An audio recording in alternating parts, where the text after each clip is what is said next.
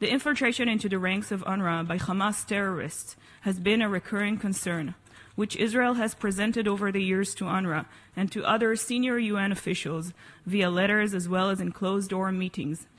The October 7th massacre highlighted the deep infiltration of terror within UNRWA's ranks, with agency employees taking part in abhorrent acts of violence, including the murder, abduction, and torture of civilians. One of these terrorists, Faisal Eli-Musalem El-Naami, known in UNRWA as a social worker, kidnapped Yonatan Samerano from Kibbutz Be'eri. For 404 days now, Yonatan, with 100 more people, is still held in Gaza. Throughout the years, Israel has presented evidence implicating UNRWA employees, showing that some teachers were in fact terrorists, some aid workers were murderers, and certain classrooms were used as weapon storage sites. But the full scope of this unprecedented infiltration became clear only after the attack. Hundreds of terrorists, members of Hamas and Palestinian Islamic Jihad, have been employed by UNRWA in Gaza, with some holding high-ranking positions either in UNRWA, in Hamas, or in both simultaneously.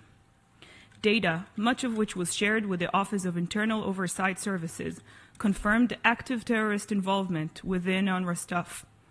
Israel has provided evidence, including names and IDs, of over 100 UNRWA employees involved in acts of terrorism. These individuals, who were receiving UN-funded salaries, engaged in mass violence and terror. The infiltration of Hamas to UNRWA was not limited to Gaza. One such example is of Fathi El-Sharif, a director of an UNRWA school and head of the Teachers Union in Lebanon. He was also confirmed to be a high-ranking Hamas leader. The infiltration of Hamas to UNRWA was not limited to staff. In at least 32 UNRWA facilities in Gaza, Hamas spent years constructing permanent terror infrastructure, such as tunnels, operation rooms, and command and control centers. This infiltration within a UN agency compromises both the integrity of humanitarian efforts and the safety of innocent lives. Nevertheless, these severe breaches of neutrality were never investigated, nor has any legal process been initiated. Madam Chair, while the scope of terror infiltration to a UN agency was shocking, it is no surprise that UNRWA teachers participated in terrorism against Israelis, as for years, UNRWA schools served as breeding grounds for anti-Semitic and jihadist ideologies that glorified violence against Israelis and Jews. In classrooms, students were taught to view Jews and Israelis as the terrorists of the modern age, fated to disappear. Photos from UNRWA El Zaytun Elementary School in Gaza revealed curriculum that idolizes terrorists, such as Dalal al-Mughrabi.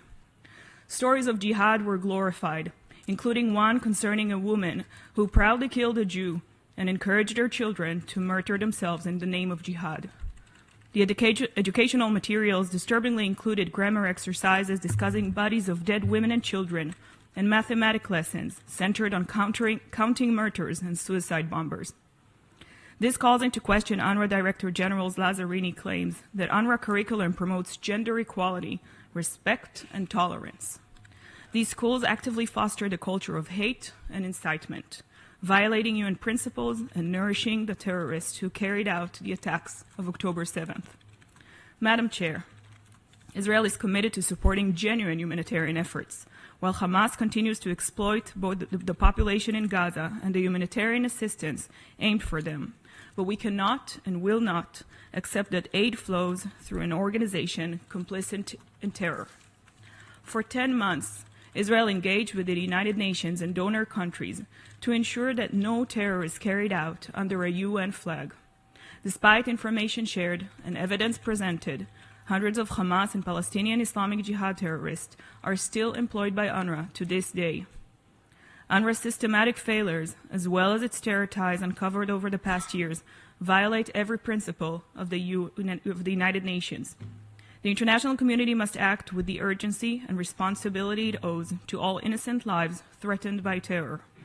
Israel's right to defend its citizens, guaranteed under international law, is paramount, especially in the face of such blatant and horrific acts of terror. Those who aid, abet, or remain complicit in this terror must be held accountable. Anything less is the gravest betrayal of the most fundamental principles of the United Nations. Thank you, Madam Chair.